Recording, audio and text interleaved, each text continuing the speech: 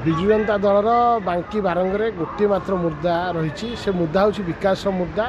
गोटे कथा आम बारंबार लोकों पाखे उपस्थापन करछु से कथाटी हूँ आम पूर्ण विकसित बांकी गठन करने विजु जनता दल को बांकीर आबाल वृद्ध बनित आशीर्वाद प्रदान करूँ शक्ति दिंतु ता सहित ओडिशा जो भली भाव नवीन बाबू नेतृत्व में गोटे विकसित राज्य में परिणत होती युवक शक्ति को विनियोग करी मातृशक्ति को विनियोग करी आगामी जो ओडिशार स्वतंत्र प्रदेश गठन शतवार्षिकी पूरण होगा जाऊँगी पूर्वर गोटे समृद्ध सशक्त ओडिशा गठन करने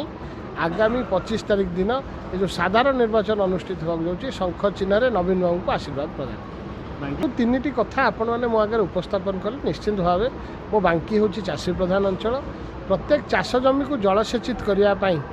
पार्वतीगिरी मेगा लिफ्ट इरिगेशन जरिया 300 कोटी ऊर्ध्व टंका आज प्रिय मुख्यमंत्री नवीन पट्टनायक आशीर्वाद रे बांकी रे कार्यक्रम होउछि।